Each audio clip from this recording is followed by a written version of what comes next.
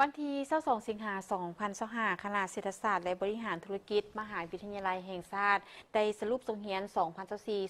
2024-2025และเปิดส่งเรียนใหม่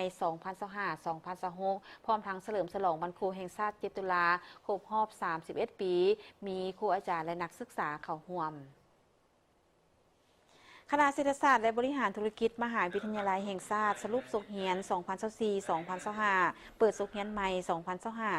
2025-2026โดยการเข้าร่วมของรองศาสตราจารย์ปริญญาเอกบุญทนสุขวงศ์รองหัวหน้าคณะวิชาคณะเศรษฐศาสตร์บริหารธุรกิจมหาวิทยาลัยแห่งชาติได้ขึ้นรายงานสรุปติราคาการเรียนการสอนในส่งเรียน2024-2025ยกให้เห็นผลสำเร็จของการเรียนการสอนโดยเฉพาะแผนพัฒนาการศึกษาของกระทรวงศึกษาธิการและกีฬาแผนพัฒนาของมหาวิทยาลัยแห่งชาติและแผนพัฒนาของคณะเศรษฐศาสตร์และบริหารธุรกิจให้กลายเป็นสถาบันการศึกษาชั้นสูงที่นำหน้าในการพัฒนาทรัพยากรมนุษย์ให้กลายเป็นนักบริหารนักวิชาการนักค้นคว้าวิทยาศาสตร์ที่มีคุณภาพทางด้านความรู้ความสามารถมีคุณสมบัติมีวินัยมีหัวคิดประดิษฐ์สร้างมีความศิวิไลทางด้านจิตใจ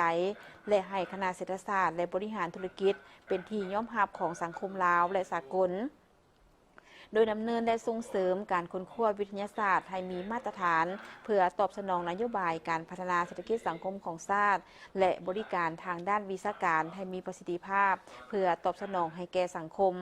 ปัจจุบันมีครูอาจารย์87ท่านเป็นหญิง45ท่านปริญญาเอก17ท่านหญิง3ท่านปริญญาโท69ท่านหญิง37ท่านและปริญญาตรี1ท่านรองศาสตราจารย์13ท่านมีหลักสูตรการเรียนการสอนหลักสูตรปริญญาเอก2หลักสูตรหลักสูตรปริญญาโท8หลักสูตรหลักสูตรปริญญาตรี15หลักสูตรหลักสูตรปริญญาตรีปกติ13หลักสูตรและหลักสูตรนานาชาติปริญญาตรี2หลักสูตรหลักสูตรต่อเนื่องปริญญาตรี3หลักสูตรหลักสูตรระบบหลายทางเลือกภาคบ่ายและภาคค่ำมี3หลักสูตรมีนักศึกษาปริญญาเอกจำนวน18คนหญิง5คนปริญญาโทมีปริญญาโทปี1มี195คนปี2มี163คนรวมเป็น358คนปริญญาตรีภาคปกติปี1 5ปี4รวมทั้งหมด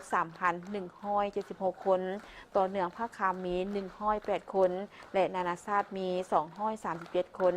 นักศึกษาจบการศึกษาปริญญาเอก3ท่านปริญญาโท144ท่านปริญญาตรีรวม692ท่านได้เกียรตินิยม21ท่านเป็นหญิง15ท่านนอกจากสรุปติราคาการเรียนการสอนในสุขเรียนที่ผ่านมาแล้วยังได้เปิดสุขเรียน2025-2026พร้อมทางเฉลิมฉลองวันครูแห่งชาติครบรอบ31ปีในพิธีได้มีการหวนคืนประวัติความเป็นมาของวันครูแห่งชาติซึ่งปีนี้ครบรอบ31ปี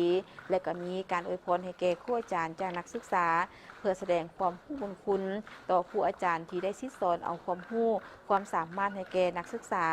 และมอบใบย่องยอให้กับครูอาจารย์ที่มีผลงานดีเด่นในการค้นคว้าและให้นักศึกษาที่เรียนดีเรียนเก่งและแสดงศิลปะวรรณคดีถูกรายการแสดงและห้องเพลงได้สะท้อนให้เห็นถึงมูลเสื้อคุณงามความดีของครูอาจารย์ที่เต็มไปด้วยบรรยากาศเบิกบานม่วนซื่นและมีความหมายความสำคัญ